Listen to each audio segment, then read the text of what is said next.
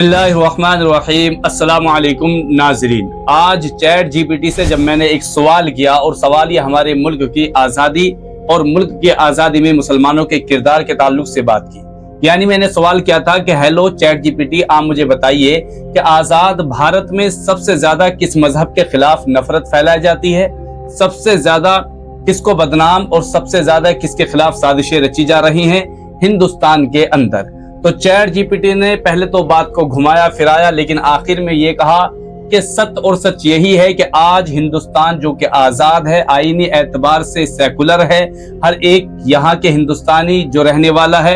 यहाँ के रहने वाले हर एक शख्स के अपने मजहबी नजरियात और उनकी माली मामलात, इसी तरह उनका जानी मामला हो या उनके मजहबी मामले हों, सबकी हिफाजत की जिम्मेदारी हमारा सेकुलर मुल्क, सेकुलर संविधान यानी कानून लेता है। लेकिन उसने कहा कि सच्चाई ये है कि आज जिस तरह से हुकूमती सतह पर, आवामी सतह पर, मीडिया की सतह पर मजहब इस्लाम के खिलाफ साजिशें रची जा रही हैं और मुसलमानों को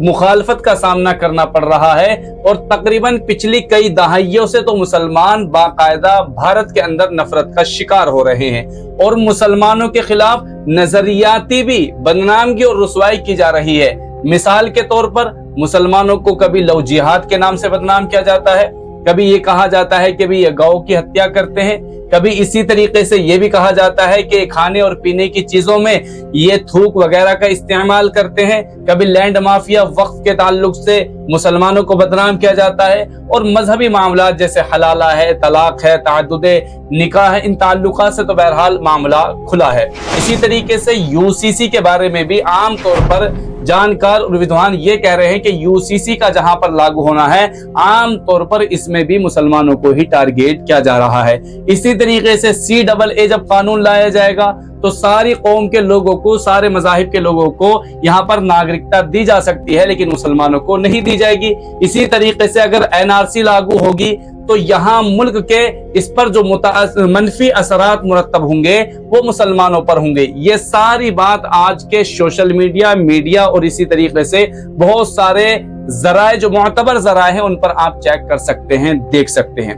नाजरीन, हम आपकी जानकारी के लिए यहाँ पर यह भी बता दें कि आज जो महीना चल रहा है ये 15 अगस्त का है। 15 अगस्त के इस महीने में हम सब मुसलमान अपने भारत की आजादी का जश्न मनाते हैं, लेकिन याद रहे कागजाती सतह पर तो मुसलमानों के लिए भारत आजाद है, लेकिन कहीं ना कहीं आज मुसलमान इस तरह से मायूसी का शिकार हो रहा है और अपने आप को कहीं ना कहीं गैर महफूज समझ रहा है। और उसके गैर महफूज समझने की बात यह है कि हमारे आम तौर पर जो सियासी लीडरान हैं, सियासी रहनुमा हैं, वो आम तौर पर जो अपनी स्टेज पर तकारीर पेश करते हैं तो उनकी तकारीर आम तौर पर मजहब मुखालिफ या मुसलमान मुखालिफ हुआ करती हैं। कई ऐसे नेता, अभिनेता ऐसे हैं जो खुलेआम मुसलमानों को धमकियां देते हैं, खुलेआम मुसलमानों को चेतावनी देते हैं। इसी तरीके से मुसलमानों के खिलाफ न जाने कितनी बातों का ट्रेंड चला जाता है, मुसलमानों को बाकायदा न जाने कितनी जगहों पर बाइकआउट किया जाता है, मुसलमानों की दुकानों को बैन किया जाता है, मुसलमानों को सफर करने पर भी पाबंदी हो जाती है।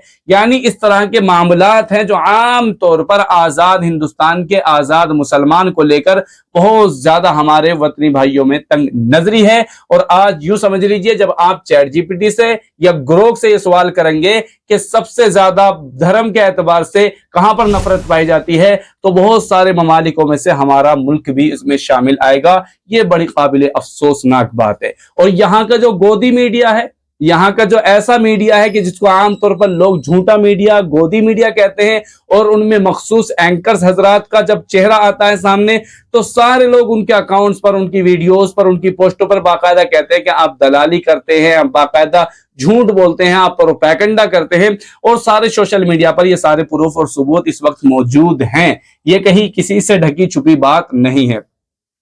लेकिन नाज़रीन, हम आपकी जानकारी के लिए यहाँ पर यह भी बता दूं कि सब सन 1857 में अंग्रेजों के खिलाफ हमारे मुल्क के अंदर आजादी की चिंगारी जलाई गई और अंग्रेजों के खिलाफ जंग लड़ी गई। तो उसके बाद अंग्रेजों ने सन 1857 से लेकर 1947 तक मुसलसल सबसे ज्यादा अगर किसी को टारगेट किया है तो मुसलमान को क्या है, उलमा को क्या है, मदारिस को क्या है, उलमाओं को सरकारी ओहदों से दस्तबरदार किया गया। मदारिस के खिलाफ मुहिम चली गई, मुसलमानों की मजहबी शनाख्त को मिटाया गया, लेकिन उनकी जितनी भी ये मुसलमानों के खिलाफ मजालिम और जुल्म थे वो सियासी थे और जाती इस बिना पर कि सन 1857 में जो उनके खिलाफ, जो यूं समझ लीजिए वो कहते हैं बगावत जो छिड़ी है मुल्कों में अंग्रेजों के खिलाफ, दरअसल वो कहते हैं कि इसमें मुसलमानों का सबसे बड़ा और अहम किरदार है, लिहाजा उन्होंने निशाने पर मुसलमानों को ही रखा है। लेकिन अवामी सतह पर मुसलमानों के खिलाफ कोई नफरत नहीं थी, आपस में ताल्लुकात थे, मोहब्बतें थी, प्यार था। आज देख लीजिए, अगर गैर मुस्लिम बच्ची किसी मुसलमान के साथ जाती है, जो जिसको हम गलत कहते हैं, और ये गलत है, नहीं गलत है, ऐसा नहीं होना चाहिए, लेकिन इस मामले को इतना टारगेट नहीं किया जाता। वहीं पर अगर कोई गैर मुस्लिम बच्ची मुसलमान के साथ चली जाती, बाकायदा मुसलमान बच्चियों को गैर मुस्लिम तंजीमें, गैर मुस्लिम अफराद बाकायदा उनके खिलाफ मुहिम चलाते हैं और ऐलान मीडिया, सोशल मीडिया पर ऐलान करते हैं कि हमें 15 लाख बच्चे चाहिए, हमें इनकी 30 लाख बच्चे चाहिए, हमने इतनियों को अगवा कर लिया, इतनियों को हमने निकाह पढ़ाया और इनके के फेरे लगवाए और ये बहरहाल की घर वापसी होगी। ये सारे मामलात और मौजू इस वक्त मीडिया और सोशल मीडिया पर चल रहे हैं। यानी कहने का मतलब यह है कि हमारे बुजुर्गों ने इस मुल्क की आज़ादी के खातिर जो अपनी जान की कुर्बानियां पेश की हैं, उन्होंने फांसी के फंदों को अपने गलों से लगाया है और यहां तक कि हर तरह की कुर्बानी पेश की। उन्होंने कौन से आज़ाद हिंदुस्तान के ख्वाब देखे थे? उन्होंने कौन से आजाद हिंदुस्तान के ख्वाब देखे थे? उन्होंने तो ऐसे आजाद हिंदुस्तान के यकीनन ख्वाब देखे होंगे जहां पर भाईचारगा हो, नफरतें ना हो, एक दूसरे के दुख सुख के साथ ही हों, एक दूसरे के मामलात में हम इस तरह से दखल अंदाजी दें कि एक दूसरे का सहारा बने, ना कि टांग खींचें। लेकिन आज हमारा मुल्क और हमारे मुल्क के अवाम और हुकूमती सतह और मीडिया की सतह पर जो नफरतें हैं और जो आपस में तोड़ने की बात और काम किए जा रहे हैं वो इंतहाई अफसोसनाक है और ये हमारे मुल्क को मजीद मुंतशिर कर रहे हैं, हमारे मुल्क को कमजोर कर रहे हैं। बहरहाल एक सिख भाई हैं जिनका बयान मेरे सामने आया, उन्होंने कहा कि इसमें सबसे बड़ी कमजोरी मुसलमानों की है और ये सच्चाई भी है। आज सरकारी रिकॉर्ड के मुताबिक हिंदुस्तान के अंदर मुसलमानों की तकरीबन 18 से 20% यानी 20% आबादी है। यानी अगर दूसरे नंबर पर अगर कोई सबसे ज्यादा धर्म के लोग हैं तो मुसलमान हिंदुस्तान के अंदर, लेकिन ये 18-20% होने के बावजूद मुंतशिर हैं, फिरकों में बटे हुए हैं, इनकी सियासी पार्टियां भी अलग हैं, इनके इख्तलाफात बेशुमार हैं। लेकिन सिख ने कहा अपनी बिरादरी और अपनी कौम की तारीफ करते हुए कि हिंदुस्तान में सिर्फ 2% सिख लोग हैं, सिर्फ 2%, लेकिन इतने मुत्तहिद हैं कि उनकी एक ताकत है, उनके खिलाफ कोई भी कैंपेन नहीं चलाई जाती, उनके खिलाफ कुछ भी इस तरह का मामला नहीं किया जाता। हालांकि हमारे मुल्क के बहुत सारे सिख लोग इस तरह का दावा करते हैं कि उनको बाकायदा एक अलग मुल्क चाहिए, ना उनको एक अलग मुल्क चाहिए, ना उनको एक अलग मुल्क चाहिए। मुसलमान तो इसका दावा भी नहीं करते, जिन्होंने किया था उन्होंने बंटवारा किया और अपना मुल्क ले गए, लेकिन जो आबाओ अजदाद हमारे यहाँ पर रहे उन्होंने बाकायदा हिंदुस्तान के अंदर आजाद रहने को और यहाँ के रहने को पसंद फरमाया। लिहाजा हिंदुस्तान के मुसलमानों की आजादी का भी एहतराम करें, उनका भी ख्याल रखें, लेकिन साथ ही साथ में हम ये बात भी कहेंगे अल्हम्दुलिल्लाह नफरतें हालांकि हैं, लेकिन फिर भी 80% आबादी अल्हम्दुलिल्लाह अब भी मुअतदिल मिजाज है, अब भी एक दूसरे के खैर खा हैं, अब भी एक दूसरे के अच्छे बुरे में काम आते हैं, अब भी लोग नफरत से बाज रहना चाहते हैं, अब भी लोग मोहब्बत की ज़बान ज्यादा समझते हैं, अखलाकियात की बात समझते हैं। जो वीडियो या जो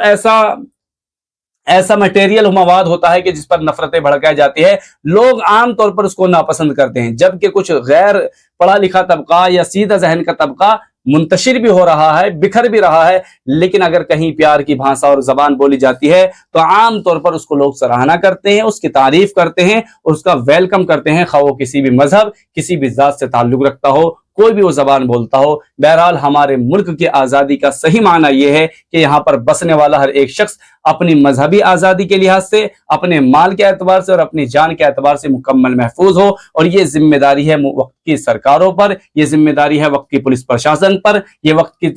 जिम्मेदारी है हमारी आर्मियों पर, ये वक्त की जिम्मेदारी है हमारे देश की अदालतों पर। जब ये मिलकर एक तरह का काम करेंगी और इत्तेफाक, इत्तेहाद और प्यार मोहब्बत की बात होगी तो इंशाअल्लाह हमारे मुल्क में मजीद खुशहाली होगी। और जिस मुल्क का हम ख्वाब देखते हैं इंशाअल्लाह वो मुल्क फिर इंशाअल्लाह शर्मिंदा ताबीर